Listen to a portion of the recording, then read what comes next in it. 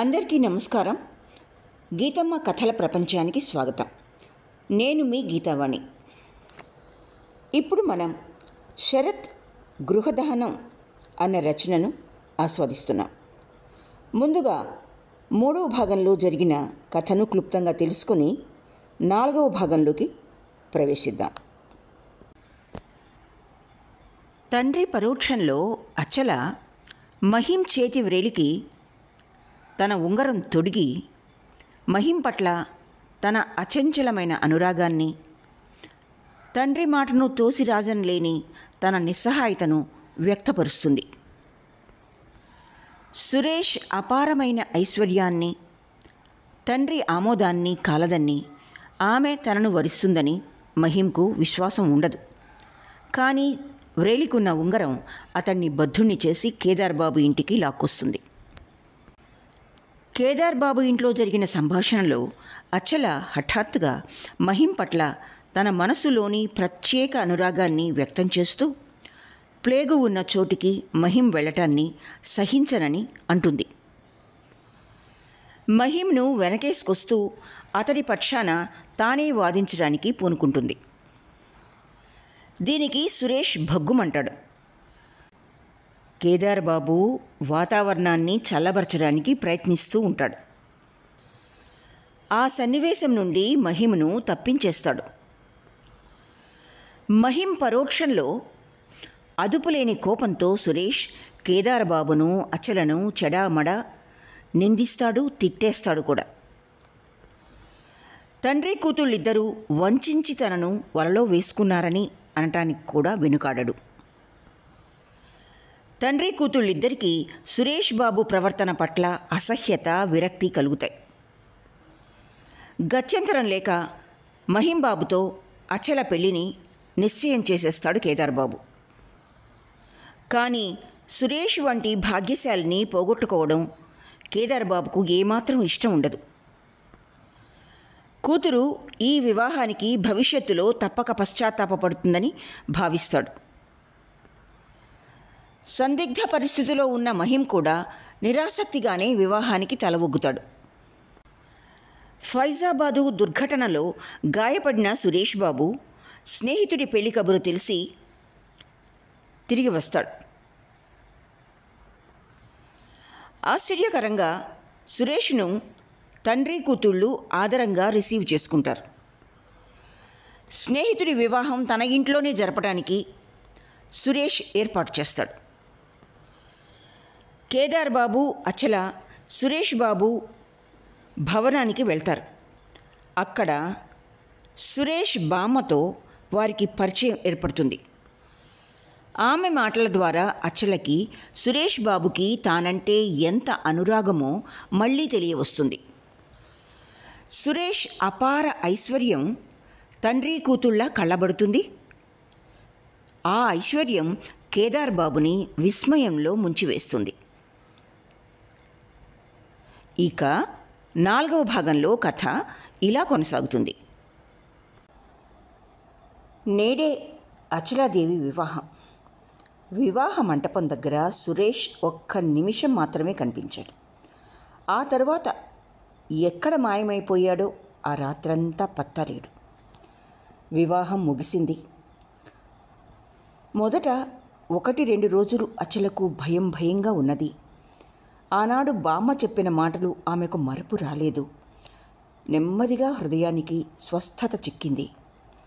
మహింబాబు గాంభీర్యం మాత్రం చెక్కు చెదరలేదు. ఆనందం లేకపోవడం కానీ అతని ముఖంలో ఎక్కడ ఏ మూల ప్రకటితం కాలేదు. కానీ నూతన వధూవరుల పరస్పరావలోకన సమయాన అతని ముఖం చూచినప్పుడు అచలాదేవి హృదయం ఆనందంతో, మధురిమతో అంచులు వారింది. మనసా అతని పాదాలపై వాలి త్రికరణ శుద్ధిగా చెప్పింది, ప్రభు, నా భయం తీరిపోయింది. నీ సన్నిధానమే నాకు స్వర్గం. నేటినుంచి ఎప్పటికీ నీ కుటీరమే నాకు రాణివాసం. అచలను అత్తవారింటికి పంపించే నాడు కేదార్ బాబు ఉత్తరీయంతో కన్నీళ్లు తుడుచుకుంటూ, అమ్మా, ఇదే నా ఆశీర్వాదం. దుఃఖాన్ని దారిద్ర్యాన్ని అంగీకరించి నీ జీవన మార్గాన, నీ కర్తవ్య క్షేత్రంలో విఘ్నాల్ని అతిక్రమించి ముందుకు పో అని కన్నీళ్లు తుడుచుకుంటూ పక్క గదిలోకి వెళ్ళాడు. శ్రావణమాసం. సూర్యుని ప్రకాశం మందంగా ఉంది. వర్షం కురవటం లేదు కానీ ఆకాశం నిండా మేఘాలు వ్యాపించాయి. బురద నిండిన ఆ పల్లెటూరి వీధిని పల్లకిలో అచ్చల అత్తవారింటికి చేరుకుంది.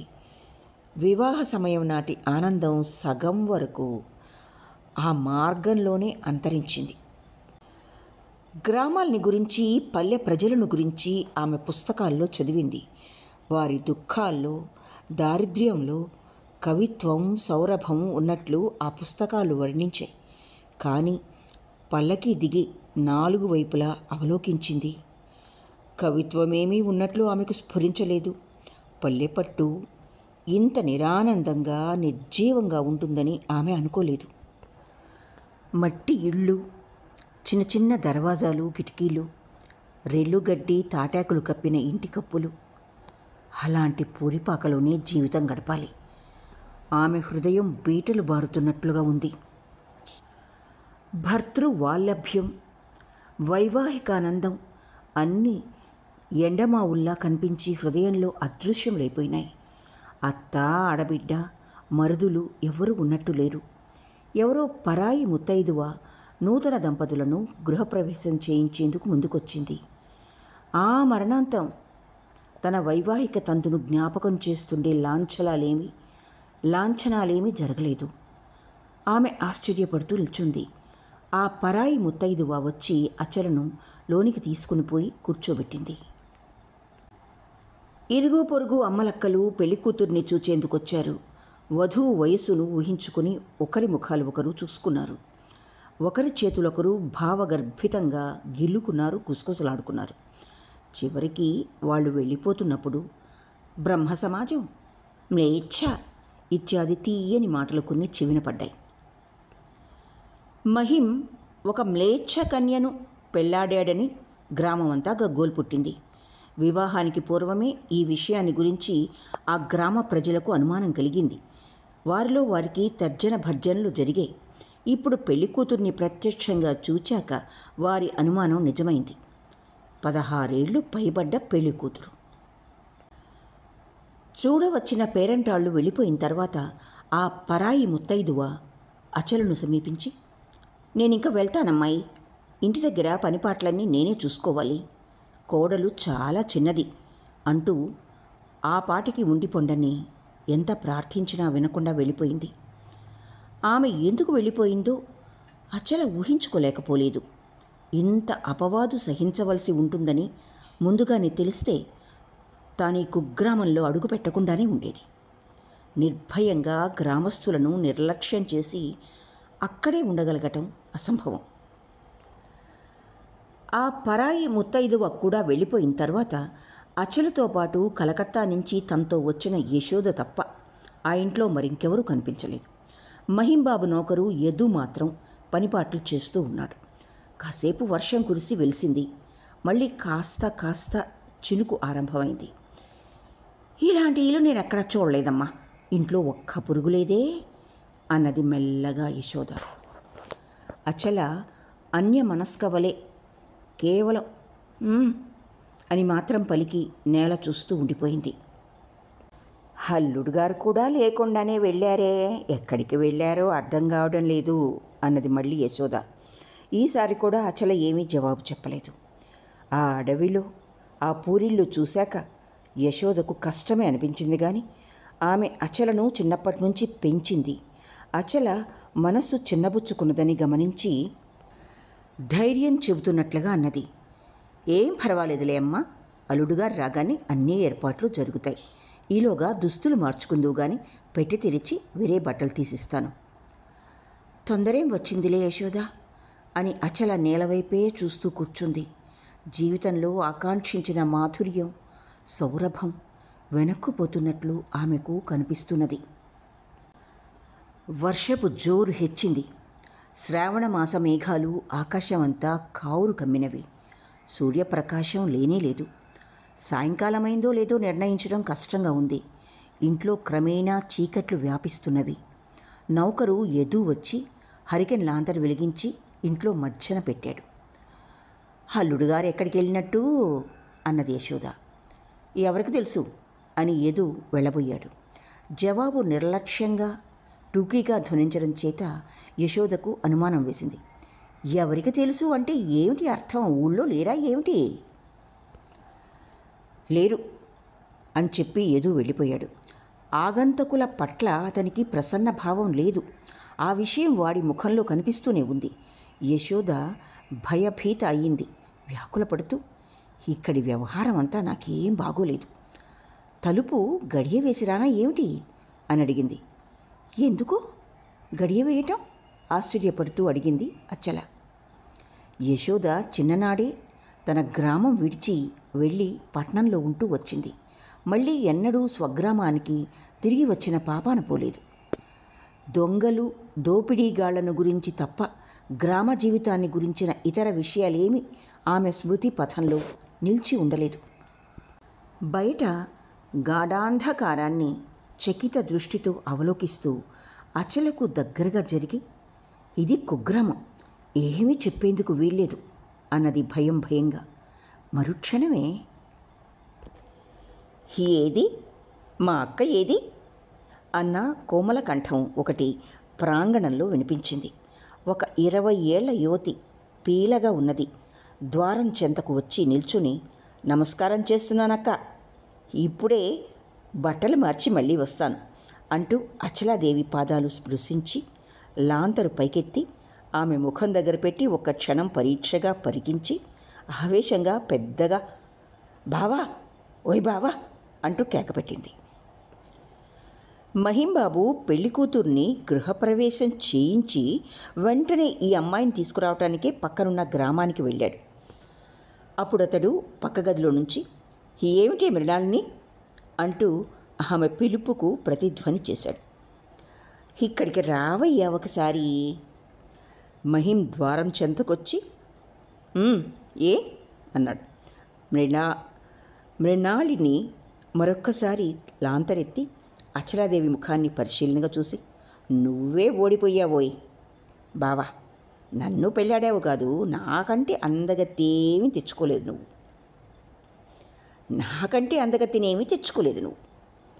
నా మాట వినవన్నమాట.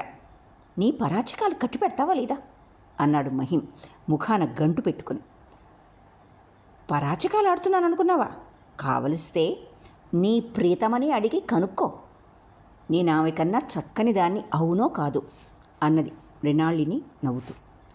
సరే, నీ ఇష్టం వచ్చినట్టు వాగు అంటూ మహిం వెళ్ళిపోయాడు. వెళితే వెళ్ళు, నిన్ను మేము కట్టి పడేశామా అని మృణాళిని అచలకేసి తిరిగి ఎంతో ప్రేమగా ఆమె గడ్డం పుణికి పుచ్చుకొని, నువ్వు చెప్పు దీది, మరి గుండె దహించుకొని పోతుందంటావా లేదా? ఈ ఇంటికి రాణి నేను కావాల్సింది. అసలు మా అమ్మ బావతో రహస్యంగా ఏమి చెప్పిందో మరి నేను అతనికి కంటకంగా కనిపించాను. ఒరే యదు, మా వారు ఎక్కడికి వెళ్ళారో కాస్త చూడు అన్నది. దొడ్డిలో బావి దగ్గర కాళ్ళు చేతులు కడుక్కు రావటానికి వెళ్ళారమ్మా అన్నాడు యదు. అరే, ఇంత చీకట్లో బావి దగ్గరికి ఎందుకు? క్షణంలో ఆమె నవ్వు ముఖం విషాద సూచకంగా మారిపోయింది. ఆమె గాభరా పడింది. యదు, చప్పున వెళ్ళు నాయనా, లాంతరు వెలిగించుకొని తీసుకుపో. చీకట్లో ఎక్కడైనా ఆయనకు కాలు జారిందంటే అయ్యో. మరుక్షణమే మళ్ళీ ఆమె అచల వైపు తిరిగి లజ్జితయ్యాయి. భగవంతుడు నా ముఖాన కష్టాలే రాశాడమ్మా అక్క. ముసలిమగుణ్ణి అంటగట్టాడు నా మెడకు. ఆయన్ను జాగ్రత్తగా కాపాడుకోవడంతోనే నా బ్రతుకు గడిచిపోతోంది. సరేగాని అక్క, లోపలికి వెళ్ళి చీర మార్చొస్తాను, మళ్ళీ మాట్లాడుకుందాం. నీ సవతినని మూతి ముడుచుకోకే, ముందే చెప్తున్నా అంటూ నవ్వు కెరటాలను ఇంటి నిండా ప్రసరింపజేసి లోనికి వెళ్ళిపోయింది. ఆ నవ్వులు, ఆ పరాచికాలు అచలకు అతి గ్రామ్యములుగా తోచాయి. ఆ నిర్లజ్జ ప్రాగల్భ్యం స్త్రీ జాతిలో ఆమె ఎన్నడూ చూచినవి కావు. అలాంటివి ఉంటాయని ఆమె కల్లో కూడా అనుకోలేదు. కానీ ఆ అమ్మాయి రాక వల్ల ఒంటరితనపు విసుగు సగం తగ్గినట్లు అనిపించింది. ఆమె ఎవరు, ఎక్కడి నుంచి వచ్చింది, మహింకు ఆమె ఎలాంటి బంధువు, ఆయా వివరాలు తెలుసుకోవాలన్న కుతూహలం ఆమెలో పొడసూపింది. ఎవరమ్మా ఈమె, మంచి కులాసా మనిషిలా ఉందే అన్నది యశోద. అవును అని అచల తల ఊపింది. వర్షానికి తడిసిపోయిన బట్టలు విప్పి వేరేవి ధరించి మృణాళినే మళ్ళీ వచ్చింది. ఏదో 4 పర్యాచకాలాడి వెళ్ళిపోయాను. అసలు నేనెవరినో నీకు తెలియజెప్పాను కాదు. చెప్పేందుకు మాత్రం ఏముందని, నేను మీ ఆయన చిన్నప్పటి నుంచి ఈ ఇంట్లోనే పెరిగాం. అందుచేత అతన్ని బావా అని పిలుస్తుంటాను. మీ మామగారికి మా నాన్నగారికి ఆ బాల్య స్నేహమట. ఒకనాడు బండి మీద నుంచి పడి మా నాన్న కాలు విరగ్గొట్టుకున్నాడు. దాంతో ఉద్యోగం ఊడింది. నాటి నుంచి మీ మామగారు మమ్మల్ని అందరినీ తన ఇంట్లోనే ఉంచుకొని పోషించాడు. ఆ తర్వాత చాలా రోజులకు నేను పుట్టాను. అప్పటికి మహిం 8 ఏళ్ల పిల్లవాడు. అతడు జన్మించిన నాడే తల్లి చనిపోయింది. అంతకుముందు పుట్టిన 2 మగపిల్లలు కూడా అతని పుట్టుకకు పూర్వమే డిప్తీరియా వ్యాధితో మరణించారు. ఈ పరిస్థితిలో మా అమ్మే ఈ ఇంటి యజమానురాలైంది. నిజానికి ఆ తరువాత మా నాన్న కూడా చనిపోయాడు. అప్పటి నుంచి మేము ఇక్కడే ఉంటూ వచ్చాం. తర్వాత చాలా రోజులకు మీ మామగారు కూడా మరణించారు. నేటికి 5 ఏళ్లకు పూర్వం బావ నాకు పెళ్లి చేసి అత్తగారింటికి పంపించేశారు. ఘోషాల్ వంశస్థులు మా అత్తవారు. మా అమ్మైనా బతికి ఉంటే బాగుండిపోను. ఏది పెళ్లి కూతురు ఇక్కడే ఉందా అంటూ ఒక ఆయన నాటుగా మోటుగా ఉన్నాడు. వచ్చి దర్వాజా దగ్గర నిల్చున్నాడు. రండి రండి అంటూ మృణాలిని ఆయన ఆహ్వానించి మళ్ళీ అచ్చలకేసి తిరిగి, వారే మా ఆయన. నువ్వే చెప్పవమ్మా అక్కయ్య, ఆ ముసలాయనకు నాకు జోడు ఎలా కుదురుతుంది? ఈ జన్మకు నా అందం చందం అంతా మట్టిపాలైనాయి కదా అంటూ నవ్వింది. అచ్చల ఏమి జవాబు చెప్తుంది? సిగ్గుపడి తల వంచుకుంది. ఆ సజ్జనుని పేరు భవానీబాబు. భార్య మాటలకు తాను నవ్వాడు. నువ్వు దాని మాటలేమీ నమ్మకమ్మాయి, పెళ్ళికూతురా, అన్నీ అబద్ధాలే. అందరి ముందు నన్ను అవమానించాలని చూస్తూ ఉంటుంది. దానికి అదే పని. నిజానికి ఇప్పటికీ నా వయస్సు. మృణాళిని అర్ధోక్తిలో అడ్డొచ్చింది. చాలండి, ఊరుకోండి. బావ ఎలాంటి దుర్మార్గుడో భగవంతుడికి తెలుసు. అన్ని విధాలా నన్ను నాశనం చేశాడు. ఏమంటావు దీది? ఇలాంటి ముసలాయనకిచ్చే కంటే నన్ను కాళ్ళు చేతులు కట్టేసి గంగానదిలో పారేస్తే బాగుండేది కదూ. నిజం చెప్పు. అచల పూర్వంలాగే మౌనంగానే ఉంది. ఆమె ముఖం సిగ్గుతో వెలవెలబారింది. భవానీబాబు మెల్లగా లోనికి వచ్చి లజ్జావనతయ్యున్న పెళ్ళికూతురు ముఖం కొంతసేపు పరీక్షగా చూచి, తల వంచుకొని ఉన్న పెళ్ళికూతురి ముఖం కొంతసేపు పరీక్షగా చూచి తృప్తిపడి అన్నాడు. అమ్మాయి, నువ్వు నా మర్యాద కాపాడావు. ఏమైతేనే ఈ దెబ్బతో మా ఆవిడ గర్వమంతా పిండి పిండైపోయింది. ఇన్నాళ్లకు నువ్వు వచ్చి దాని పొగరనిచ తానొక అందగత్తిననుకుని కన్ను మిన్ను కానకుండా ఉంది మరీనూ. భవానీబాబు అంతటితో ఊరుకోక మృణాళిని కేసి తిరిగి అన్నాడు. హణిగిందా నీ పొగరు? ఇన్నాళ్ళు ఏ చెట్టు లేని చోట ఆముదపు చెట్టే గొప్ప అన్నట్టుగా వెర్రవీగావు. ఇప్పుడు పట్నవాసుల అందం ఎలాంటిదో బాగా కళ్ళు విప్పి చూడు. అవునులేండి, ఊరుకోండి. చాలామందిని చూశాను. నా గర్వం అణిచే తాహతు ఎవ్వరికీ లేదు అంటూ మృణాళిని పతికేసి బరిపిన గుప్త కటాక్షం అచలాదేవి కంటపడ్డది. భవానీబాబు నవ్వాడు. విన్నావు కదా మరదలా, నువ్వు కొంచెం జాగ్రత్తగా మాత్రం ఉండాలి. ఎవరి గుండె ఎంత లోతో ఎవ్వరూ చెప్పలేరు. నేను ముసలివాణ్ణి, ఉంటానో ఊడతానో. నీ వస్తువును మాత్రం నువ్వు జాగ్రత్త చేసుకో. నీ మేలుకోరి చెప్తున్న ముసలివాని మాటలు, ఈ ముసలివాని మాటలు మర్చిపోకు. మృణాళిని, నీకు రాత్రింబగళ్ళు పరాచకాలే అన్నమాట. ఏం చేయమన్నావయ్యా బావా మరి? వంటింటి వ్యవహారం ఏమిటో చూడవు? హరేరే, మర్చిపోయాను సుమి. అయితే మీరు బయటికి వెళ్ళండి బావా. మేం చూస్తాం ఆ పని. మేమంటే ఎవరెవరు అన్నాడు మహిం. నేను అక్కయ్య అని పలికి మృణాళిని అచ్చల వైపు తిరిగి, అక్క నేను వచ్చాను కాబట్టి మళ్ళీ వెళ్ళేలోగా ఈ ఇంటి యాజమాన్యం అంతా నీకు ఛార్జీ ఒప్పచెప్తాను అన్నది. మహిం భవానీ బాబుతో సహా బయటకు వెళ్ళాడు. నేను ఒక రోజు ముందుగానే ఇక్కడికి వచ్చి ఉండవలసింది, కానీ మా అత్తగారు జబ్బు మనిషి అంచేత విడిచిపెట్టి రాలేకపోయాను. సరే నువ్వు బట్టలు మార్చుకురా అని మృణాళిని వంటింట్లోకి వెళ్ళింది. వర్షం వెలిసింది. మేఘాలు కూడా విచ్చిపోతున్నాయి. చంద్రబింబం మందంగా ప్రకాశిస్తోంది. ఆకాశం నైర్మల్యాన్ని కూర్చుకుంటోంది. వంట ఇల్లు శుభ్రపరచి మృణాళిని అచలాదేవి దగ్గరకొచ్చి కూర్చుంది. ఆమె చేతిని తన చేతుల్లోకి తీసుకుని, నిజానికి నీకంటే నేనే పెద్దదాన్ని. నువ్వు నన్ను మృణాళిని అక్కయ్య అని పిలవాలని నా కోరిక. అలాగే ఇవాళ నీకు వంట ఇల్లు సరంజామా అంతా చూపిస్తాను. రేపు తాళం చెవి నీ కొంగుకు కట్టేస్తాను, సరేనా? తాళపు చెవులు నాకెందుకు? ఎందుకంటావేమిటి? అదేం మాట. వంట ఇల్లు అంత తుచ్చమైన వస్తువని నీ భావన కాబోలు. ఏం కాదక్క, ఇది గృహిణి రాజ్యానికి రాజధాని సుమి. రాజధాని అయితే కావచ్చు, దాని మీద నాకంత అపేక్ష లేదు. నీ మీద మాత్రం నాకు పిచ్చి అపేక్ష ఉంది. ఇంకా కొన్నాళ్ళు నేను నీ చాటున ఉండవలసిన దాన్నేనమ్మా అక్క. మృణాళిని 2 చేతులతో అచలను గట్టిగా కౌగలించుకుంది. సవతిని 4 తన్ని వెళ్ళగొట్టేయాలి కానీ ఇంట్లో అట్టె పెట్టుకుంటారా? అదేం బుద్ధి నీకక్క? మాటి మాటికి నువ్వు అలా పర్యాచకం చేయటం నాకు బాగోదక్క. ఈ ఊళ్ళల్లో అందరూ ఇలాగే సరసాలు ఆడుకుంటారా? మృణాళిని కిలకిల నవ్వింది. లేదమ్మా, అలాంటి సరసం ఎవరూ ఆడరు.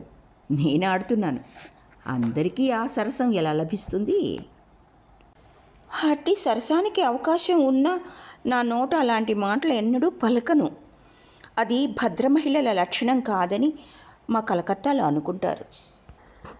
ఆ మాటలకు మృణాళిని సిగ్గుపడలేరు. మరొకసారి అచలను గట్టిగా కావలించుకుంది. నాలాగా ఇంత గట్టిగా నిన్ను కావలించుకునే భద్రమహిళలు మీ కలకత్తాలో ఎంతమంది ఉన్నారో చెప్పు. అందరూ అన్ని పనులు చేయలేరు, చూడరాదు. నీతో పరిచయమైన ఈ కాసేపట్లోనే నాకు తోబుట్టువులు లేని కొరత తీరిపోయినట్టు, ఒక సోదరి దొరికినట్టు కొత్త అనుభవం కలిగింది. ఈ అనుభవాలన్నీ నిన్ను ఆ మరణాంతం మర్చిపోలేను. ఇది నీకు పర్యాచకంగా తోస్తోందా? అచల సుశిక్షిత అయిన బాలిక. పట్నవాసంలో పెరిగిన తాను పల్లెటూరి భిన్న వాతావరణంలో భవిష్యత్ జీవితం ఎలా గడపగలనా అని ఆమె మొదటే అనుమానించింది. అయితే నన్ను నీ జీవితంలో ఎన్నడూ మర్చిపోవు, నిజమేనా ఆ మాట అని అడిగింది. మేము పట్నవాస పడతులం కాదు, ఎప్పటికీ మర్చిపోం. నిన్ను నేను మరువను అని నిన్ను ముద్దాడి ప్రతిజ్ఞ చేశానంటే చచ్చిపోయేదాకా ఆ మాట పాటించి తీరుతాను. అచల ఆ మాటను ఎక్కువగా లక్షించలేదు. త్వరగా పారిపోవు కదా, ఆ మాట చెప్పు మొదట అని అడిగింది. మృణాళిని నవ్వింది. ఆ సంగతి మొదటే చెప్పాను. పూర్తిగా నీకు ఛార్జీ ఒప్పచెప్పకుండా మాత్రం పోను. నాకిప్పుడు ఛార్జీ పుచ్చుకోవాలన్న ఆతృత ఏమీ లేదు. అయితే మీ ఆయనకు ఒప్పచెప్పి వెళ్తాను. ఇల్లు విడిచి చాలా రోజులు నేను ఇక్కడ ఉండేందుకు వీల్లేదు. గృహభారం నా తల మీద ఎంత ఉందో నీకేమైనా తెలుసా? నాకు తెలీదు. బావా నా విషయం ఏమీ నీకు చెప్పలేదన్నమాట అన్నది మృణాళిని ఆశ్చర్యచకితే. చెప్పలేదు. తన ఇంటి వ్యవహారాలన్నీ మాత్రం చెప్పారు, కానీ తప్పనిసరిగా చెప్పవలసిన నీ సంగతి మాత్రం ఎన్నడూ చెప్పలేదు. నాకు ఆశ్చర్యమవుతున్నది. అలాగా అన్నది మృణాళిని అన్యమనస్కయ్యి.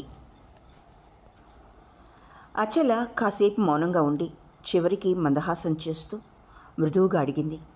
అయితే నిన్ను ఆయనకివ్వాలని పెళ్లి సంబంధం మొదట నిశ్చయమైందా ఏమిటి? మృణాళిని ఇప్పటికీ అన్యమనస్కయ్యి ఉంది. ఏదో ఆలోచిస్తూ అవును అని మాత్రం పలికింది. పలికిన మరుక్షణమే ఆ మాట తన చెవిలో దూరి గంట మోగినట్లనిపించింది. ఆమె అచల కేసి చూస్తూ మళ్ళీ చెప్పింది, గీత లేదు, నిశ్చయం కాలేదు. ఎందుకు కాకుండా పోయింది? మరీ అంత దగ్గర బంధుత్వం ఏమీ లేదు కదా. అదిగాక ఆ బాల్య ప్రవృద్ధమైన ప్రేమను తోసివేయడం కూడా మంచి పని కాదుగా. మృణాళిని ఆ మాటలకు ఉలిక్కి పడ్డది. అచలకేసి కాసేపు తదేక దృష్టితో చూచింది. నువ్వు ఏ లోకంలో ఉండి మాట్లాడుతున్నావక్క? చిన్ననాటి ప్రేమికులంతా దంపతులైపోతారని నీ అభిప్రాయమా? అది కేవలం ఈ జన్మలో వచ్చే సంబంధమే కాదు, జన్మ జన్మాంతర బాంధవ్యం అది. చిరకాలం నుంచి నేనెవ్వరిదాన్నో భగవంతుడు నన్ను ఆయనకే ఒప్పచెప్పాడు. మనుష్యుల ఇష్టాలతో ప్రపంచం నడవటం లేదు. అచల లజ్జిత అయ్యింది. అవునక్క, ఆ మాట నిజమే. అందుకనే నేను అడిగేది. అచల వాక్యం పూర్తి చేయలేకపోయింది.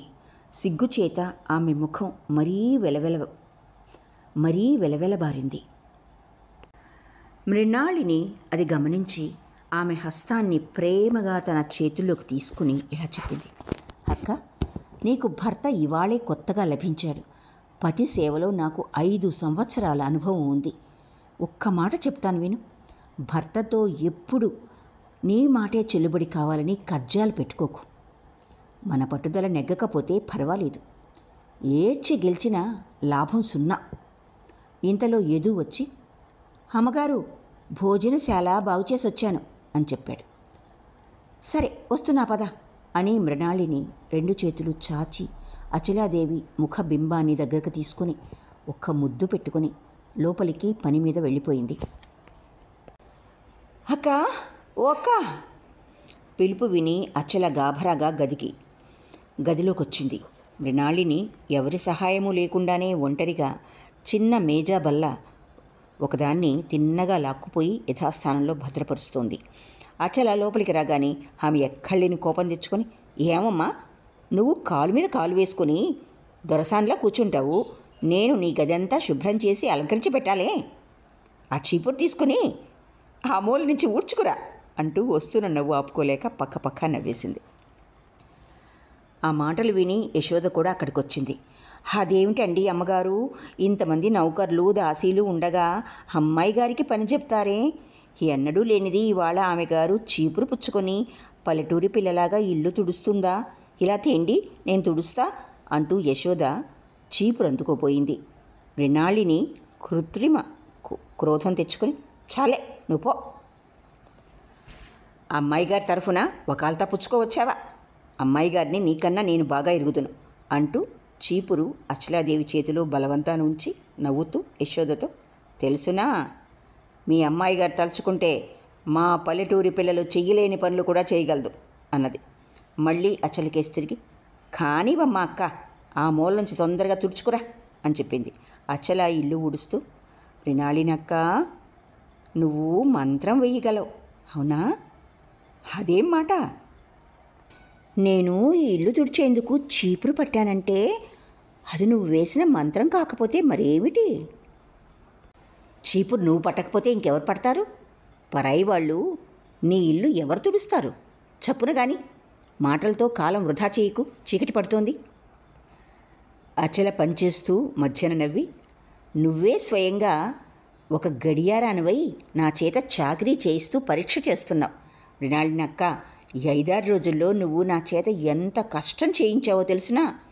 అస్సాం తేయాకు తోటల్లో కూడా కూలీలను ఇంత ప్రయాస పెట్టరు యజమానులు అన్నది. మృణాళిని ఆమె చుబుకం మీద మెల్లిగా వేలు తాకించి అన్నది, అందుచేతనే ఈనాడు ఇంటి ముంగిలికి వచ్చి చూస్తే ఈ ఇంట్లో లక్ష్మి ఆవిర్భవించిందని చూచేవాళ్లకు తోస్తున్నది. కష్టం కష్టం అంటావు. భర్త, బిడ్డలు, ఇంటి చాకిరి, స్నానం చేయటానికి, తిండి తినడానికి కూడా అవకాశం లభించని రోజులు సంప్రాప్తించిన నాడు స్త్రీ జన్మ సార్థకమైందని నువ్వే అనుకుంటావు. అట్టి శుభదినాలు నీకు త్వరలో చేకూరాలని భగవంతునికి నా ప్రార్థన. ఇప్పుడు నువ్వు పడుతున్నది ఒక పెద్ద కష్టమా అంటూ మృణాళిని నవ్వటానికి ప్రయత్నం చేసింది. కానీ ఆమె పెదవి కంపించింది. ఆ మాటలు వింటున్న యశోదకు ఏడుపొచ్చింది. బాగా ఆశీర్వదించారు అమ్మగారు, బాగా ఆశీర్వదించారు అన్నది. ఆమెకప్పుడు అచలాదేవి తల్లి జ్ఞాపకం వచ్చింది. ఆ సాధ్వి పాపం అకాల మరణం వాతపడి అచలను యశోద చేతుల్లో పెట్టింది. ఆనాటి పసిబిడ్డ నేటికి పెరిగి వచ్చి మగని ఇల్లు చేరింది. హరే, మాటి మాటికి పెద్ద పెట్టున ఏడుపెందుకు వస్తుంది నీకు అని మృణాళిని యశోదను మందలించింది. యశోద కన్నీళ్లు తుడుచుకుంది. మీ మాటలు విన్న తర్వాత దుఃఖం ఆగలేదండి అమ్మగారు. మీరే గనక రాకపోయినట్టయితే మేమిక్కడ ఎలా ఉండగలిగే వాళ్ళమో భగవంతుడికే తెలుసు. మృణాళిని వచ్చి 6 రోజులైంది. వచ్చిన నాటి నుంచి గృహ వ్యవహారాలను చక్కబెడుతూనే ఉంది. ఏమి చేసినా ఉల్లాసంగా సంతోషంగా చేసేది. ఆమె మాటల్లో, పనిపాటల్లో, ఆచార వ్యవహారాల్లో ఒక విశాల సహజ స్వాభావిక విస్తృతి ఉంది. ఇన్నాళ్ల నుంచి ఆమె శిక్షణలో అచల గార్హస్థ విధులను అవగతం చేసుకోవాలన్న కుతూహలం ఆమెకు మెండైంది. మృణాళిని అత్తగారికి ఆస్తిపాస్తులేమీ ఉన్నట్టే లేదు. ఒక్క గాజైనా లేని ఆమె చేతులు చూస్తేనే ఆ సంగతి తెలుస్తున్నది. భర్తేమో రోగిష్టి మనిషి, ఆమెకు ఎందునా తగినవాడు కాదు. పైగా ఇంట్లో చాకిరీ కావలసినంత. రోగంతో తీసుకుంటూ కూడా అత్తగారు సతాయించడం మానదు. సగం చచ్చినట్టు పడి ఉండవలసిందే గాని ఇంట్లో స్వతంత్రమంటూ లేనేలేదు. ఈ సంగతులన్నీ మృణాళిని స్వయంగా చెప్పింది. అంతగా కంటకావృతమైన జీవన మార్గంలో కూడా ఆమె అలసిపోలేదు. పద్మం బురదలో ఉద్భవిస్తుంది, కానీ దానికి బురద అంటదు. నేరుగా నీటిపైకి ఎదిగి వస్తుంది, కానీ దానికి తడి అంటదు. అలాగే విద్యావతి కాకపోయినా ఈ బీద పల్లెటూరి లక్ష్మి దారిద్ర్య పెంపకములో సంసార సాగరంలో కుత్తుక బంటి మునిగి ఉంది. అయినా దుఃఖాన్ని ఆవలికి తోసివేసుకోగలుగుతున్నది. ఇంతవరకు శారీరకంగా కానీ మానసికంగా కానీ ఆమె కృంగిపోలేదు. ఆమెలోని ఈ విషయమే అచలాదేవిని ఆకర్షించి అలవాటు లేని పనులు కూడా బలవంతాన చేయించగలుగుతున్నది. అలవాటు లేకపోయినా సరే, తన పూర్వ సంస్కారానికి విరుద్ధమైనా సరే, ఇప్పుడు ఆమె మృణాళిని చెప్పినదల్లా చేస్తూనే ఉంది. నేను చెయ్యనని నిరాకరించటం లజ్జాకరంగా తోస్తూ ఉంది. ఈ 6 రోజుల నుంచి తన సాంసారిక అవస్థకు విచారపడేందుకు నిమిషమైనా తీరిక లేకుండా పని కల్పించుకుని కులాసాగా చలాకీగా ఉంటోంది. ఆమె తిరిగి వాళ్ళ అత్తగారింటికి వెళ్తుందేమోనని అనుమానం కలిగినంత మాత్రాన ఆమెతో పాటే తన ఆనందం కూడా పోతుందేమోనని, ఆ ఇంటి శోభ కూడా అంతరిస్తుందేమోనని అచలకు భయంగా ఉండేది. మృణాళిని వెళ్ళిపోతే తాను ఆ ఇంట్లో ఒక ఘడి అయినా ఉండగలదా? నువ్వెప్పుడు పారిపోదామా అని చూస్తున్నావు. బంధువుల ఇళ్ళకొచ్చి ఇంత తొందరగా తిరిగిపోయేవాళ్ళు ఎవరైనా ఉంటారో? వెళ్ళేందుకు వెళ్ళలేదు. నేను మళ్ళీ కలకత్తా వెళ్ళే వరకు నువ్వెక్కడే ఉండాలి అన్నది అచల ఆ సాయంత్రమే మృణాళినితో. ఏం చేయమన్నావక్క? మా ముసలి అత్త దబ్బున చావదు. నాకు క్షణం సెలవు లేదు. నువ్వు చప్పున చచ్చిపోవే ముసల్దానా. నీ కొడుక్కే 70 నిండుతున్నాయి. ఆయన చావు చూచి కానీ గుటుక్కుమనవా అని నేనంటూ ఉంటాను. ఏం చెప్పమన్నావు? రాత్రింబవళ్ళు కంచు గీచినట్లు కేకలు వేస్తుంది. అయితే గుండె ఆగి చావనన్నా చావదు. నీకు ఆవిడంటే ఒళ్ళు మంటలా ఉంది అన్నది అచల నవ్వుతూ. సరిగ్గా కళ్ళు విప్పి చూడను ఆమెకేసి. నువ్వంటే ఆమెకో కావలసినంత కన్నెర్ర. కాశీయాత్రనా తలపెడుతుందేమో పంపించి వేద్దామని 25 రూపాయలు కూడబెట్టి కూడా ఉంచాను. నీ మాటలు నేను నమ్మనమ్మా అక్క. నీ సంసారంలో నీకు ఎవరి మీద ప్రీతో, నీ మీద ఎవరికి ప్రీతో చెప్పేందుకు వీల్లేదు. బహుశా అందరికన్నా మిన్నగా నువ్వు ఆ ముసలమ్మనే ప్రేమిస్తున్నావేమో ఎవరు చెప్పగలరు? మృణాళిని నవ్వు ముఖం పెట్టింది. అందరికన్నా మిన్నగానా? అయి ఉండొచ్చు అని మాత్రం పలికి అచలాదేవి చెక్కిలి నొక్కి ఏదో పని కల్పించుకొని వెళ్ళిపోయింది. వెడతానంటూనే మృణాళిని మరికొన్ని రోజులున్నది. వెడతానని నోటితో పలుసార్లు చెబుతుందే గాని ఆమె మనస్సు మాత్రం వెళ్లేందుకు ఉత్కంఠపడుతున్నట్లు కనిపించలేదు అచలాదేవికి. మృణాళిని చాటున ఉండి ఆమె ప్రపంచాన్ని ఒక ప్రత్యేక దృక్పథంలో అర్థం చేసుకోవడం అభ్యసిస్తూ ఉంది. కానీ అచలకు అందులో పరిపూర్ణత ఇంకా సిద్ధించలేదు. ఆమె వచ్చిన నాటి నుంచి మహింబాబుతో మాత్రం ఏవో సరసాలాడుతూనే ఉంది. ఆ సమయాల్లో అచలకు గుండెల్లో సూదులు పొడుస్తున్నట్టుగా ఉండేది. హెబ్బే, అవన్నీ ఉత్తుత్త సరసాలే. నేను మనసు కష్టపెట్టుకోవలసినంత గూఢభావం అందులో ఏమీ లేదు. నేనే అపవిత్రురాల్ని కాబట్టి అనుమానిస్తున్నాను అని అనుకుని ఆమె మాటిమాటికి తన మనస్సును కుదుటపరుచుకునేందుకు ప్రయత్నిస్తూ ఉండేది. కానీ ఆమెకు తెలియకుండానే ఏదో విపరీతమైన అనుమానం కలిగేది.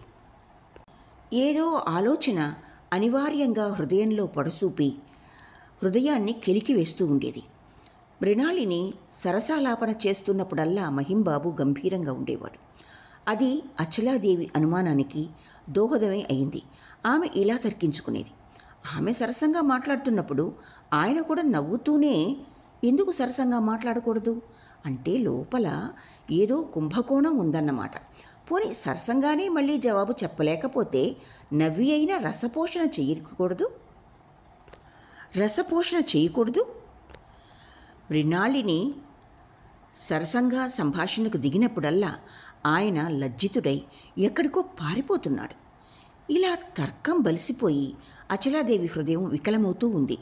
ఏదో ఎక్కడో నిగూఢమైన అన్యాయం జరిగి ఉందని ఆమె ఒక నిర్ణయానికి రాక తప్పలేదు.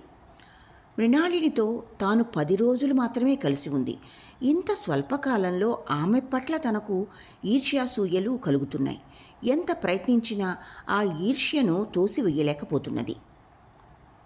మృణాళిని వంటి బాలికతో ఒకే ఇంట్లో ఎన్నో సంవత్సరాలు కలిసిమెలిసి ఉంటూ ఏ పురుషుడు ఆమెను ప్రేమించకుండా విడిచిపెట్టగలడు? మృణాళిని వచ్చినప్పుడల్లా ఆ ఇంటి వంట బ్రాహ్మణుడు సెలవు పుచ్చుకుంటూ ఉంటాడు. ఈ సంగతి అచలకు తెలియదు కదా. ఈసారి కూడా అతను సెలవు మీదే ఉన్నాడు. కానీ మహింబాబుకు తన చేతుల మీద వంట చేసి పెట్టి తినిపించడం అంటే మృణాళినికి అత్యంత ప్రియమైన కార్యమని అచల గ్రహించలేకపోలేదు.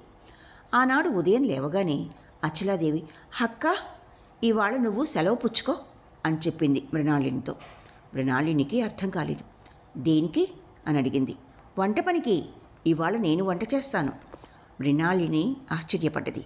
"నువ్వేమిటి వంట చేయడం ఏమిటి? నాకేం చేత కాదనుకున్నావా? మా ఇంట్లో ఎన్నిసార్లు చేయలేదు. పర్వాలేదు, ఇవాళ నేనే వండుతాను." ఆమె పట్టుదల తెలుసుకుని వచ్చి మృణాళిని మ్లానముఖి అయింది. "ఇదేం మాట? నేనుండగా నువ్వు చేయి కాల్చుకోవటం దేనికి?" మృణాళిని ముఖభావాలను కనిపెట్టి అచల సాగదీసి అడిగింది. "వంట బ్రాహ్మణుడు ఉండగా కూడా నువ్వెందుకు మడిగట్టుకుంటున్నావు మరి? ఇవాళ నేనే వండుతాను, ఏమైనా కానీ." అచల ఎందుకంత పట్టుదల పట్టిందో మృణాళినికి అర్థం కాలేదు.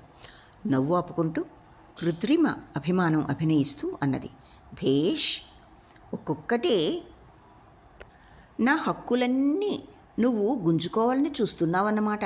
అయినా సర్వస్వం నీ అధీనమే అయిందిగా. ఇక 4-5 రోజులు మాత్రమే నా చేతి మీదుగా వండి తినిపిస్తాను. అంత మాత్రం కూడా సహించలేకపోతున్నావే? అర్థమైంది. సవతి మీద దౌడు ఆరంభించావన్నమాట." ఆ మాటలకు అచల నొచ్చుకుంది. ఆమె ఈర్ష్య ఇనుమడించింది. హృదయ వేదన హెచ్చింది.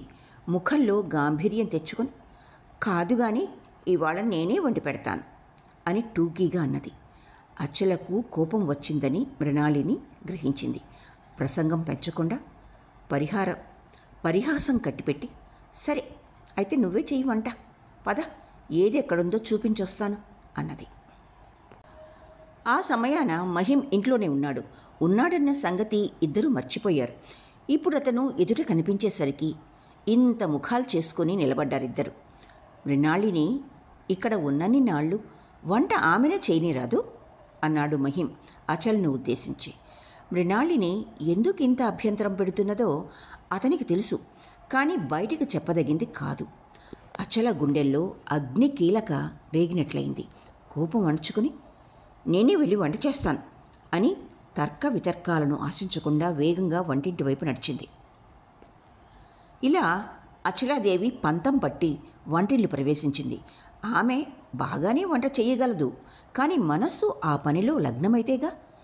ఆమె పరిపరి విధాల ఆలోచనలకు లోనైంది.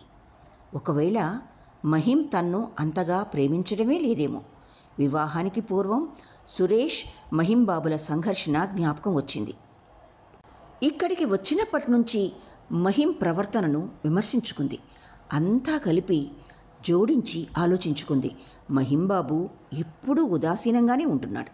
తండ్రిగారు అతని సంబంధం వదులుకోవటానికి సిద్ధమైనప్పుడు కూడా అతడు కిమ్మనలేదు. గంభీరంగానే ఉన్నాడు. అతడు నిజంగా ప్రేమిస్తున్నాడా?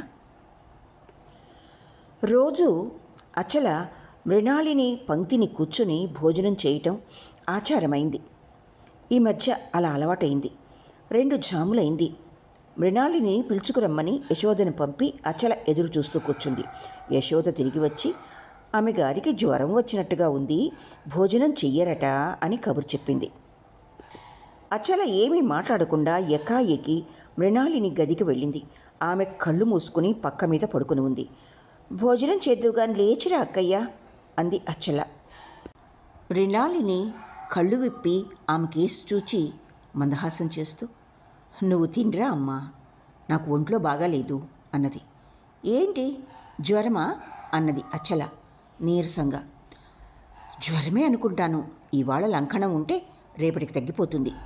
అచల వంగి ఆమె నుదుటి మీద చెయ్యి పెట్టి చూచి, నన్ను పిచ్చిదాన్ని చేయకక్క, చెప్పు లేచిరా భోజనం చేద్దాం అన్నది. నీ మీద ఒట్టు అక్క, నాకు నిజంగా ఆకలి లేదు. నువ్వు రావాలా నన్ను భోజనానికి పిలిచేందుకు? లేదంటావా? ఊరికి నేను వచ్చి కూర్చోమంటే కూర్చుంటాను నీ దగ్గర. ఆకలి కొన్న చుట్టాన్ని ఊరికి దగ్గర కూర్చోబెట్టుకొని మా మట్టుకు మేము బొజ్జరు నింపుకునే విద్య మేము ఎరుగం. మరి ఆ చుట్టానికి ఆకలి లేకపోతే అన్నది ఆమె నవ్వేందుకు ప్రయత్నిస్తూ. ఎందుకు ఆకలి లేదో చెప్పమ్మా, వింటాను. జ్వరమూ లేదు, ఉన్నది కోపం. నువ్వు అన్నం మానేసి నన్ను కూడా ఆకలితో చంపేయాలని నీ కోరికైతే సాపుగా చెప్పరాదు? పలుమార్లు ఎందుకు అడిగించుకుంటా? మృణాళిని తక్షణమే లేచి కూర్చుంది. ఒట్టు వేసుకొని చెప్తున్నాను అక్కయ్య, నాకు లేచి మాత్రం కూడా కోపం లేదు. నాకు ఆకలి లేదాయే, ఏం చేయమన్నావు? నువ్వు పదక్క, ఒళ్ళో కూర్చోబెట్టుకొని తినిపిస్తాను పద. జ్వరం లేదు, గిరం లేదు, ఇదంతా నాటకం అన్నమాట. మృణాళిని మాట్లాడలేదు. అచల కాసేపు మౌనంగా ఉండి చివరికి ఒక దీర్ఘ నిశ్వాసం విడిచి, అయితే తెలిసిందిలే, నేను ముట్టిన వస్తువు నీకు తినేందుకు పనికిరాదన్నమాట. ఆ సంగతి నువ్వు మొదటే చెప్పినట్లయితే నేనింత శ్రమపడేదాన్ని కాదుగా, నిన్ను శ్రమ పెట్టేదాన్ని కాదు, ఇంతమందిలో నాకు తలవంపులయ్యేది కాదు. సరే కానీలే, నన్ను క్షమించవమ్మా అక్కయ్య. పాలకు అంటు లేదని వింటాను, ఒక గ్లాసుడు పట్టుకురానా? యదును బజారుకు పంపించి శనగలు తెప్పిస్తాను, ఏమంటావు? మృణాళిని అప్రతిభై కాసేపు ఊరుకుంది. ఏమీ పలకక నేలకేసి చూస్తూ కూర్చుంది. ఏమంటావు చెప్పవే అన్నది అచల మళ్ళీ. మృణాళిని పైట చెంగుతో కన్నీళ్లు తుడుచుకుంటూ, ఇప్పుడేమీ అక్కర్లేదులే అన్నది. అచల అక్కడే కాసేపు నిలిచి మెల్లిగా తరలిపోయింది. మృణాళిని తల ఎత్తనే లేదు, మాట్లాడనూ లేదు. తన అత్తగారికి తగని ఆచారం, నిప్పుల మీద నీళ్లు చల్లుకునే పూర్వాచార పరాయణ. ఆమె గనక ఈ విషయం తెలిసిందంటే రేపటి నుంచి తాను ముట్టిన పచ్చి మంచినీళ్లు కూడా ఆమె తాగదు.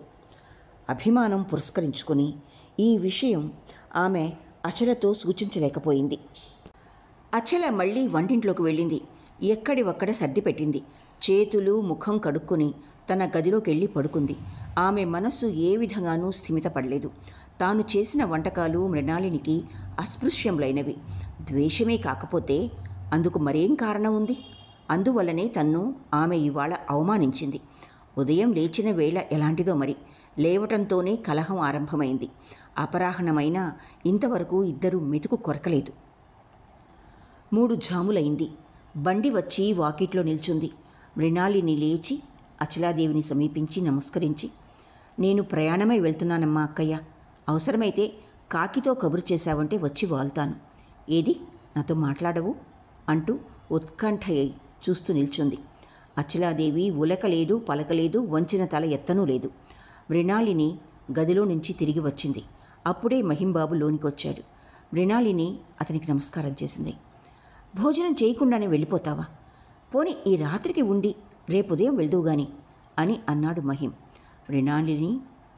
మృణాలిని మందహాసం చేసింది. కాదులే బావా, వెళ్తాను.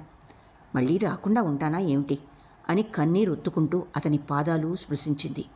మళ్ళీ ఎప్పుడైనా నన్ను పిలవనంపటం మర్చిపోయావంటే ఊరుకోను బావా, ఏమనుకున్నావో అన్నది. మహిం నవ్వాడు. ఎన్నాళ్లకు నీకు పిచ్చి వదలదన్నమాట. చచ్చిన తర్వాతనే, ఈలోగా లేదు అంటూ మరోసారి నవ్వింది. వెళ్ళి బండిలో ఎక్కి కూర్చుంది. ఇలా అకస్మాత్తుగా మృణాలిని ప్రయాణమై వెళ్తుందని అచల కల్లో కూడా అనుకోలేదు. ఆమె భోజనం చేయలేదు, తన్ను చేయనీయలేదు. ఇందుకు ఆమెకు ఏమి శిక్ష విధించాలి? ప్రేమిస్తున్న వ్యక్తి మీద ద్వేషిస్తోన్నదని నేరం ఆరోపించటమే కఠినమైన శిక్ష. తాను బ్రహ్మ సమాజానికి చెందినదైనందువల్ల ఆమె చూపిన అవమానానికి అదే శిక్ష విధించాలని అచల నిశ్చయించుకుంది. కూర్చున్నా నిల్చున్నా ఆమెకు అదే జ్ఞాపకం చేస్తూ కసి తీర్చుకుందామని ఆమె ఉద్దేశించింది.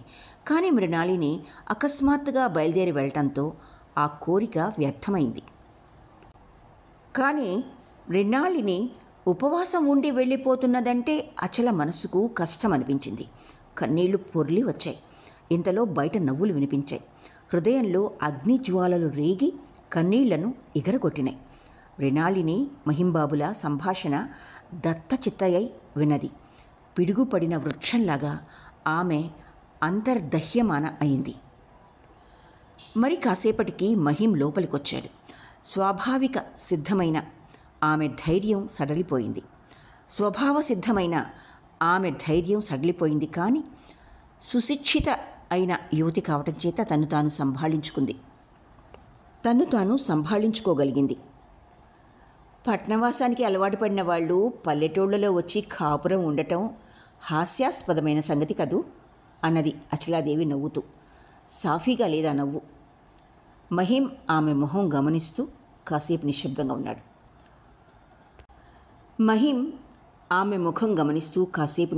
ఉన్నాడు. నీ అభిప్రాయం నువ్వు చెప్పావు. మొదట్లో రకరకాల అరుచికర సంఘటనల్ని నువ్వు ఎదుర్కోవలసే ఉంటుందని నాకు తెలుసు. అయినా నీకు మృణాలినికి విభేదాలు వస్తాయని మాత్రం నేనెన్నడూ అనుకోలేదే. ఆమెతో సరిపడని వాళ్ళు ఇంతవరకు ఎవ్వరూ లేరు. అవును, నేనే ఊరందరితో పోట్లాట్లు పెట్టుకునేదాన్ని. నువ్వు ఇంతవరకు భోజనం చేసావు కాదు. ఇప్పుడెందుకులే ఆ ప్రసంగం అంతా. అచలకు నిప్పుల్లో పొర్లుతున్నట్లుగా ఉంది. మృణాలిని కూడా ఏమీ తినకుండానే అత్తవారింటికి వెళ్ళిందిగా. అయినా మీరు ఆమెతో కిలకిల నవ్వుతూనే మాట్లాడారే. మహిం నిర్ఘాంతపోయాడు. నీ మాటలు నాకు అర్థం కావటం లేదు అన్నాడు. నేనేమి అపరాధం చేశానని మీరు నన్ను ఇలా అవమానిస్తున్నారు? మహిం అప్రతిభుడైనాడు. నువ్వు ఏమంటున్నావో నాకేమీ తెలియటం లేదు అని ఇందాక అన్న మాటలే మళ్ళీ అన్నాడు. మీకు నేనేం ద్రోహం చేశానని నన్ను ఇలా అవమానిస్తున్నారు అని కంఠధ్వని పెద్దది చేసి అన్నది అచల. నేను అవమానించానా? నేనా? విహ్వల చిత్తుడై మహిం అన్నాడు. అవును, మీరే. అబద్ధం అన్నాడు గట్టిగా మహిం. అచల క్షణకాలం స్తంభించిపోయి నిల్చుకుంది. తిన్నగా కంఠం సవరించుకొని, నేను ఎన్నడూ అబద్ధం చెప్పేదాన్ని కాదు. మీరే సత్యవంతులని మీకు నమ్మకం ఉన్నట్లయితే నేను అడిగే దానికి సరైన జవాబు చెప్తారా? మహిం చూస్తూ నిల్చుండిపోయాడు. ఇవాళ మృణాలిని చేసిన పనేమిటి?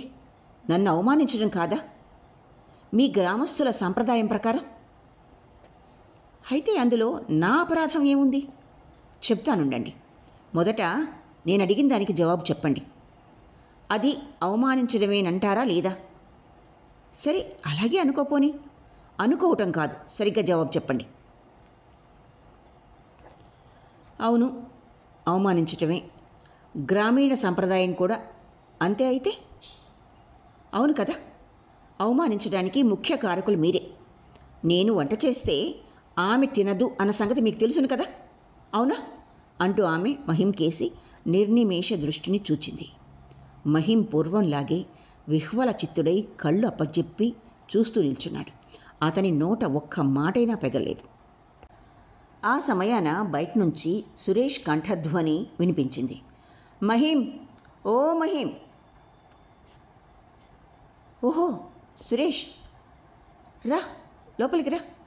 కులాసా? మహింబాబు స్వాగత వాక్యాలు ముగించక ముందే సురేష్ లోపలికొచ్చాడు. చేతిలోని సూట్ కేసును కింద పెట్టాడు. అదేమిటి ఒక్కడవే ఉన్నావే? అచలారాణి ఒక్కసారిగా సచ్చలయ్యి అంతర్ధానమైందే. ఇంతకుముందు ఆమె మాట్లాడుతూ ఇక్కడే ఉన్నట్టుంది. ఆమె మాటలు గట్టిగా బయటికి వినిపించబట్టే కదా ఇదే మీ ఇల్లు అని గుర్తించి లోపలికొచ్చాను. నిజానికి అచలాదేవి మహింతో చాలా కోపంగానే మాట్లాడింది. ఆ మాటల్ని సురేష్ బయట నుంచే విన్నాడు. మహిం సిగ్గుపడ్డాడు. ఏమీ జవాబు చెప్పలేదు. సురేష్ దృక్కులు గదిలోకి ప్రసరించాయి. అచల అక్కడే నిల్చునుంది. సమయం కాని సమయంలో వచ్చి రసాభాసం చేశాను కాబోలు వదినా, నన్ను క్షమించు మహిం. అలా ముద్దులా నిల్చున్నావే, పద పద పద, ఎక్కడైనా కాస్త కూలబడతాను. నడిచి నడిచి కాళ్ళు పడిపోయాయి. భలే ఇల్లు సంపాదించావోయ్ మొత్తానికి. పద పద, కలకత్తాకు పద. పద పదమంటూ సురేష్ మహిమను చావిడిలోకి తీసుకొచ్చాడు. వదినగారు నా ఎదుటికి రాదాయే, ఘోష వచ్చేసిందా అన్నాడు సురేష్ కూర్చుంటూ. మహిం జవాబు చెప్పనవసరం లేకుండానే అచల రానే వచ్చింది. ఇప్పుడు ఆమె ముఖాన మగనితో పోట్లాడిన చిహ్నాలేమీ లేవు. ముఖం ప్రసన్నంగా ఉంది. వచ్చి ఆమె సురేష్కు నమస్కారం చేసింది. ఇవాళ ఎంత సుదినం, తలవని తలంపుగా వచ్చారే అంది. ఆ మందహాసం, ఆ ప్రసన్నత చూచి ఆమె సంసారం ఆనందమయంగా ఉందని ఊహించుకుని సురేష్ హృదయం ఈర్ష్యా తప్తమైంది. అకస్మాత్తుగా ఇలా ఊడిపడడం తప్పేనని అంటున్నాను, కానీ ఏమిటి మీకు కీచులాట? మీలో ఈ మతభేదం ఆది నుంచి ఉన్నదేనా, లేక నువ్వు ఇక్కడికి వచ్చాక పుటమరించిందా? ఏమిటి కథ? ఎలా అయితే మీకు సంతోషంగా ఉంటుందో అలాగే అనుకోండి. అతిథుల్ని దుఃఖపెట్టరాదు అన్నది అచల నవ్వుతూ. గృహిణీ ధర్మం బాగానే నేర్చుకున్నట్టున్నావు. గృహమే లేదు, గృహిణి ఎలా అయినాను ఈ పురిపాకలో ఉంటున్నాం. ఇక్కడ మీకు ఈ రాత్రి ఎలా గడుస్తుందో ఏమిటో, అది నన్ను ఇప్పుడు పట్టుకున్న చింత. మాలాగే కష్టాలు రుచి చూద్దామని వచ్చారు కాబోలు పాపం అన్నది అచల నవ్వుతూనే. మహింబాబుకేసి తిరిగి, ఏమండి, మరి ఈ రాత్రి వీరికి నయన్ బాబు ద్వారా చంద్రబాబు గారింట్లో పడక ఏర్పాటు చేయించకూడదు? అది మంచి భవనం, అన్నిటికీ వీలుగా హాయిగా ఉంటుందనుకుంటాను వీరికక్కడ అన్నది అచల. ఇద్దరి వ్యంగ్య వాక్యాలకు మహిం చిన్నబుచ్చుకున్నాడు. ఏమీ అడ్డు చెప్పలేకపోయాడు. ఇంతలో సురేష్ అన్నాడు, వదిన గారు కాస్త టీ నీళ్లు పోస్తారా లేదా? నాకు తద్వారా కాస్త ఒంట్లో బలం చిక్కిన తర్వాత నయన్ బాబుతోనో శ్రవణ్ బాబుతోనో చెప్పి చంద్రబాబు గారింట్లో నన్ను నిద్రపుచ్చే ఏర్పాట్లు చేదురుగాని. కానీ మహిం, ఇక్కడే ఒక మూల పడక ఏర్పాటు చేస్తే చాలోయ్, తృప్తి పడతాను. మహింకు బదులుగా అచల జవాబు చెప్పింది నవ్వుతూ పరిహాసంగా. తృప్తి పడటం పడకపోవటం మానవుని చేతిలోనే ఉంది. ఇది మా అత్తగారిల్లు.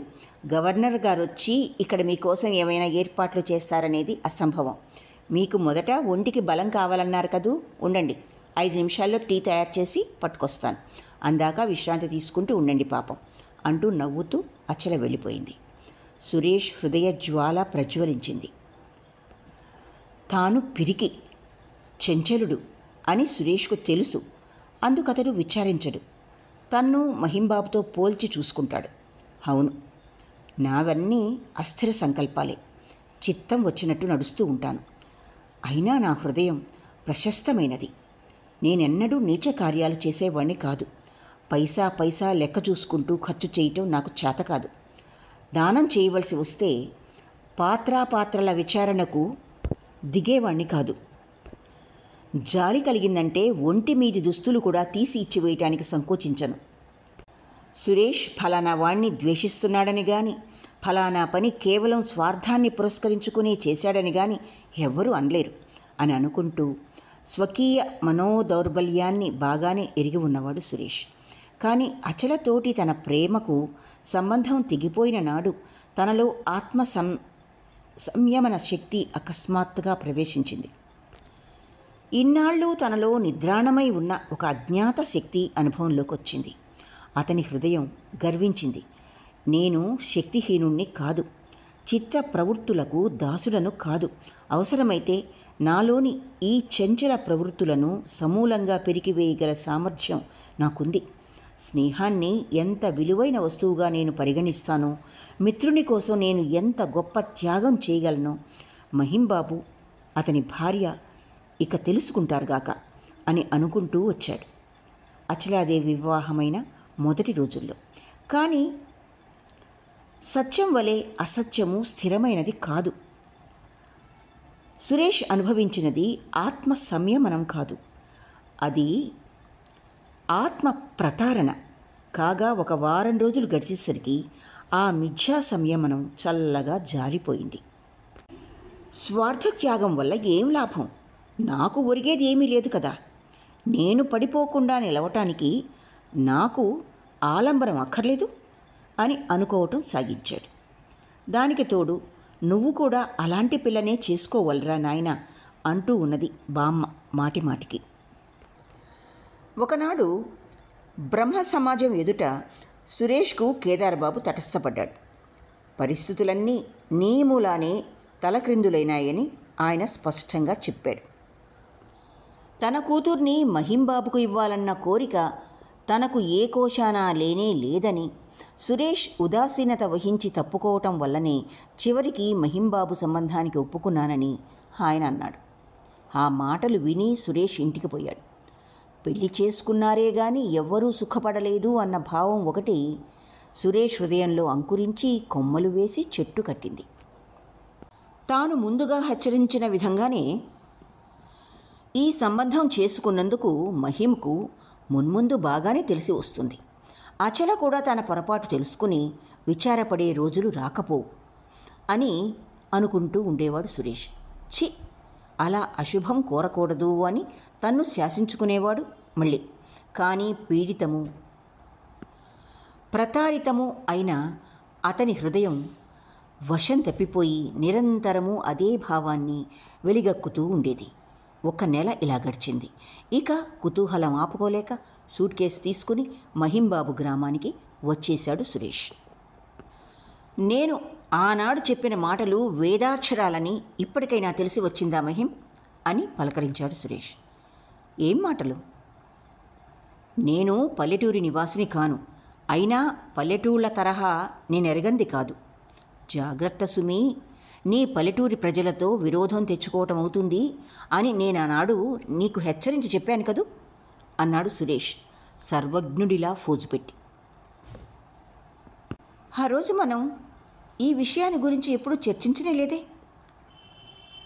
పెద్ద విరోధం అంటే ఇంకేం కావాలి? ఎవడైనా వచ్చి నీ ఇంట్లో భోజనం చేశాడా? అది నీకు అవమానం కాదు? అశాంతికి కారణం కాదు? నేనెవరినీ భోజనానికి పిలవలేదే. గృహప్రవేశమై ఊళ్ళో వాళ్ళని విందుకు పిలవలేదు. మరి గృహప్రవేశాలు లేవు, విందులు లేవు. హారే, ఆశ్చర్యంగా ఉందే. ఇలా ఎన్నాళ్ళని తప్పుకు తిరుగుతావోయ్ మహిం? మంచి ఉంటుంది, సెబ్బర్ ఉంటుంది. ముందు ముందు సంతానం పుట్టుకొస్తే ఏవేవో కార్యకరామతులు వస్తాయి. ఇరుగు పొరుగుతో సంబంధం లేకుండా పూట గడవటం కూడా కష్టమే. అటువంటప్పుడు నేను చెప్పేది ఏమంటే, ఇంతలో యదు టీ సరంజామా పట్టుకొచ్చాడు. అచల కూడా ఫలహారాలేవో తీసుకొచ్చింది. సురేష్ చివరి మాటలు ఆమె విన్నది. ఆమె విని ఉండదనే సురేష్ అనుకున్నాడు. మిత్రులిద్దరూ ఫలహారం ఆరగించి టీ నీళ్లు సేవించారు. మహిం ఉత్తరీయం పైన వేసుకుని లేచి నిల్చున్నాడు. ఆ ఊరు జమీందారు మహమ్మదీయుడు. ఆయన పిల్లలకు మహిం ఇంగ్లీష్ చెప్తున్నాడు. ఆ జమీందారు పెద్దగా చదువుకున్నవాడేమీ కాదు, కానీ ఉదారుడు.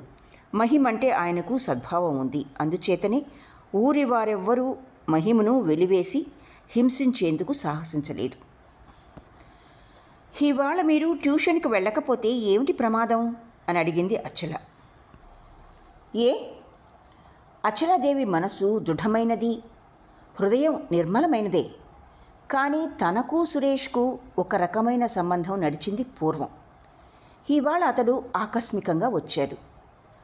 ఆమె మనసుకు అనుమానంగా ఉంది. సురేష్ ప్రకృతి ఆమెకు బాగా తెలుసు. అతని హృదయం ఉదారమైనదే కావచ్చు, కానీ అతడు ఉద్రేకి. అందుచేత ఆమెకు భయం కలిగింది. సాయం సమయం. మహిం వెళ్ళిపోతే సురేష్తో పాటు తాను ఒంటరిగా ఉండవలసి వస్తుంది. పైకి మాత్రం హృదయ భీతి ప్రకటించకుండా మందహాసం తెచ్చుకుని అన్నది, భలేవారండి మీరు, అతిథిని ఒంటరిగా విడిచిపెట్టి. అంత మాత్రాన అతిథి సత్కార లోపం ఏమీ జరగదు. అదీగాక నువ్వున్నావు. అచల అటు ఇటు చూచింది సిగ్గుపడుతూ. నేనిక్కడ ఉండేందుకు వీల్లేదు అని సురేష్ బాబు కేసు చూచి, మా ఇంట్లో వంటవాడు భలే నేర్పరి. నేను దగ్గర లేకపోతే వంటంతా పాడు చేసి కూర్చుంటాడు. కాబట్టి మీరు అన్నది. మహిం తల ఊపాడు. నేను వెళ్ళక తప్పదు, 2 గంటల్లో మళ్ళీ వస్తాను అంటూ ఆ ప్రక్కనున్న చేతి కర్ర అందుకున్నాడు. మహింబాబు చేయవలసిన పనులకు ఎన్నడూ ఎగనాం పెట్టడు. ఆ సంగతి అచలకు తెలుసు. మాటిమాటికి అతన్ని నిరోధించడం ఆమెకు లజ్జాకరంగా తోచింది. కానీ తన హృదయంలోని భీతి సురేష్కు తెలియకూడదు. తన లజ్జ బయటికి ప్రకటన కాకూడదు. మహిం వెళ్ళిపోయాడు. వెళ్తున్నప్పుడు అతనికి వినపడేలాగా పెద్దగా సురేష్ నవ్వుతూ అన్నాడు అచలతో, ఎందుకు నువ్వు అతన్ని ఊరికే బతిమాలి మనసుకు కష్టం తెచ్చిపెట్టుకుంటా? అతడా ఎవ్వరి మాట లక్ష్యం చేసేవాడు కాదు.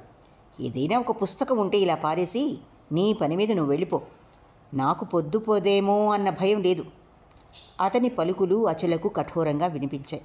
నిజానికి మహింబాబు ఏనాడు తన అనురోధాన్ని మన్నించి పని మానుకోలేదు.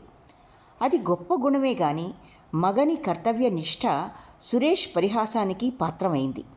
భార్య మాటల్ని నిర్లక్ష్యం చేసి ఆమెను అవమానించే గుణంగా దాన్ని అతడు వ్యాఖ్యానించాడు. అచల నొచ్చుకుంది. ఏమీ పలక్కుండా లోపలికి వెళ్ళింది. యదు చేతికి ఒక పుస్తకం ఇచ్చి సురేష్కు పంపించింది. తానేమో వంటగదిలోకి వెళ్ళిపోయింది. రాత్రి చాలా పొద్దుపోయాక నిద్రపోయే ముందు మహిం అడిగాడు అచలను, సురేష్ ఇక్కడ ఇంకా ఎన్నాళ్ళు ఉంటాడో ఏమిటో నీకేమైనా చెప్పాడా అని. ఆనాడంతా అనేక కారణాల వల్ల అచలకు భర్త మీద కోపంగానే ఉంది. ఇప్పుడు అతడు ఈ ప్రశ్న వేశాడు. ఆ ప్రశ్నలో ఏదో వ్యంగ్యం ఉన్నట్లు భావించుకొని మరీ ఉగ్రమూర్తి అయి, అంటే మీ అభిప్రాయం ఏమిటి అని అడిగింది. ఆమె కంఠధ్వని కఠోరంగా వినిపించింది. మహిం నిర్ఘాంతపోయాడు. విషయం తెలుసుకుందామని మామూలు ధోరణిలో అడిగాడతను. మనసులో ఏదో పెట్టుకుని అడిగిన మాట కాదు.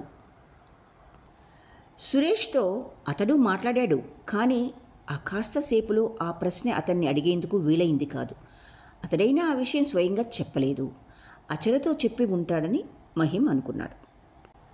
మహిం ఏమీ పలక్కపోవడం చూచి అచల అన్నది, ఆ సంగతి మీరే ఆయన్ని అడిగి తెలుసుకోకూడదన్నమాట. సురేష్ బాబు ఏదో సంకల్పించే ఇక్కడికి వచ్చాడని, ఎప్పటికీ అతని సంకల్పం ఈడేరి తిరిగి వెళ్ళిపోతాడో ఆ సంగతి నాకు తెలుసునని మీరు అనుకుంటున్నారన్నమాట, అంతేనా? మహిం మరి కాసేపటి వరకు మౌనంగానే ఉన్నాడు. నేనలా అనుకోవటం లేదు. మృణాళిని కావించిన వ్యవహారం వల్ల ఇవాళ నీ మనస్సేమీ బాగోలేనట్టు తోస్తున్నది. ఏ విషయాన్ని సరళ మార్గాన ఆలోచించలేకపోతున్నా. ఇవాళకి పడుకో, రేపు మాట్లాడదాం ఈ విషయాలన్నీ అని మృదువుగా చెప్పి తానే పక్కపరుచుకొని పడుకున్నాడు. అచల కూడా పడుకుంది, కానీ ఆమెకు నిద్ర పట్టలేదు. ఆనాడంతా ఆమె మనస్సులో ఏదో విరక్తి భావం వ్యాపించిపోయింది. ఏదో విధంగా కలహం పెట్టుకుని వాగేస్తే గాని శాంతి చేకూరేట్లు లేదు. ముడిచిపెట్టుకుని పడుకున్నందువల్ల అగ్ని ఆమెనే దహించి వేస్తున్నది. ఉపసంహృతమైన ప్రసంగాన్ని మళ్లీ పైకి తేవటం సిగ్గుమాలిన పని. అది సామాన్య స్త్రీల లక్షణం. అట్టి నైత్యానికి తాను పాల్పడలేదు. ఏం చేస్తుంది? భావనా ప్రపంచంలోనే భర్తతో తీక్షణ వాదోపవాదాలను పెంచుకుంటూ నొప్పిస్తూ నవ్వుకుంటూ చాలా రాత్రి వరకు జాగరణ చేసింది. అందుచేత తెల్లవారి ఆలస్యంగా లేచింది. అప్పుడే టీ కాచే పాత్ర పట్టుకుని యదు వంటింటి వైపు వెళ్తున్నాడు. అచ్చల అతన్ని పిలిచి, అయ్యగారు ఏదైనా చెప్పి వెళ్ళారా? జాము పొద్దెక్కిన తర్వాత వస్తారని చెప్పి వెళ్ళారు. మహింబాబు రోజూ తెల్లవారుజామున లేచి పొలంలో కళ్ళాలు అవి చూచి రావటానికి వెళ్తుంటాడు. తిరిగి వచ్చేసరికి ఒక్కొక్క రోజున 2 జాములు దాటుతుంది. కొత్త అయ్యగారు లేచారా అని అడిగిందామె. చాలాసేపాయే లేచి టీ కాచి పట్టుకురమ్మన్నారు. అచల తొందరగా దంతధావనం చేసింది. దుస్తులు మార్చుకుని బయటకొచ్చింది. వాకిటి తలుపు కిటికీలు తెరుచుకొని సురేష్ గుమ్మం దగ్గరే కుర్చీలో కూర్చొని లోగడ దినం ఆమె ఇచ్చిన పుస్తకం మీద నుంచి తన దృక్కులను ఆమెకేసి మళ్లించాడు. చాలా రాత్రి వరకు జాగరణ చేసిన చిహ్నాలు ఆమె ముఖంలో ప్రస్ఫుటంగా కనిపిస్తున్నవి. కళ్ళ కింద నల్ల కప్పు వేసింది. చెక్కిళ్ళు కాంతి తరిగినవి. పెదవులు వాడి ఉన్నాయి. చూస్తున్న కొద్దీ అతని హృదయంలో ఈర్ష్యాగ్ని రాజుకుంటోంది. ఎంతైనా అతని చూపులు ఆమె ముఖం మీద నుంచి మళ్ళటం లేదు. అతని వింత చూపులకు అచల ఆశ్చర్యపడ్డది. ఆ చూపులు ఆమెకు అర్థం కాలేదు. మీరెప్పుడు లేచారు? నేను ఇవాళ లేవటం కాస్త ఆలస్యమైంది అని చెప్పింది అచల. అవును, తెలుస్తూనే ఉంది అంటూ సురేష్ తల ఊపాడు. అక్కడే ఎదర గోడ మీద పాత అద్దం ఒకటి వేలాడుతోంది. అందులో అచల తన ప్రతిబింబం చూచుకుంది. సురేష్ చూపుల్లోని భావం ఆమెకు అప్పుడు గ్రాహ్యమైంది. ఆమె ముఖంలో సిగ్గు, భావాసహ్యత ప్రకటితమైంది. కాంతి విహీనంగా ఉన్న తన ముఖాన్ని ఎలా దాచుకుంటుంది? ఎక్కడ దాచుకుంటుంది? సురేష్ తప్పు అభిప్రాయం పడుతున్నాడు. అతని అపోహను తొలగించడం ఎలా? పాపం ఆమెకు ఏమీ తోచక లోపలికి వెళ్ళిపోయింది. ఉండండి, టీ పట్టుకొస్తాను అంటూ. సురేష్ ఏమీ అనలేదు. ఒక దీర్ఘ నిశ్వాసం మాత్రం విడిచాడు. ఆకాశం కేసి శూన్య దృక్కులు బరుపుతూ స్తబ్దుడై కూర్చున్నాడు. 10 నిమిషాల అనంతరం టీ సరంజామా తీసుకుని ఆమె తిరిగొచ్చింది.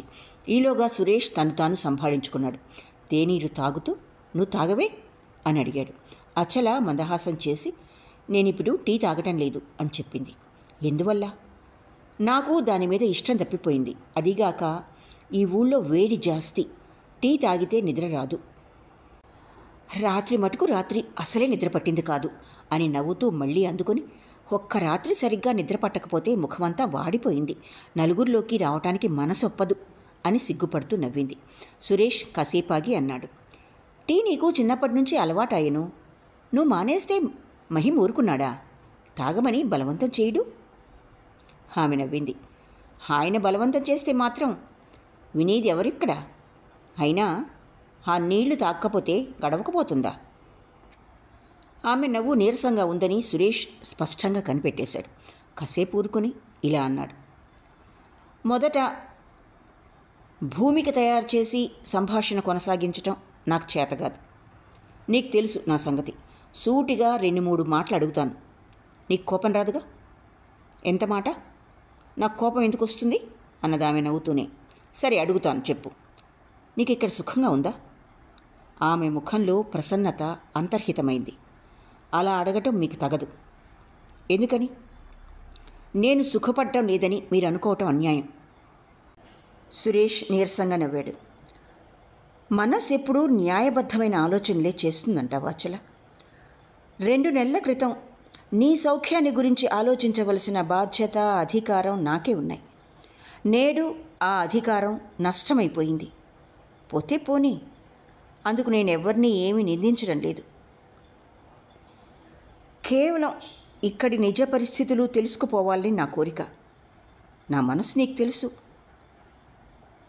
అంత మాత్రం చెప్పకూడదా అచల? అచలాదేవి దుఃఖం దుర్నివార్యమై పొంగింది.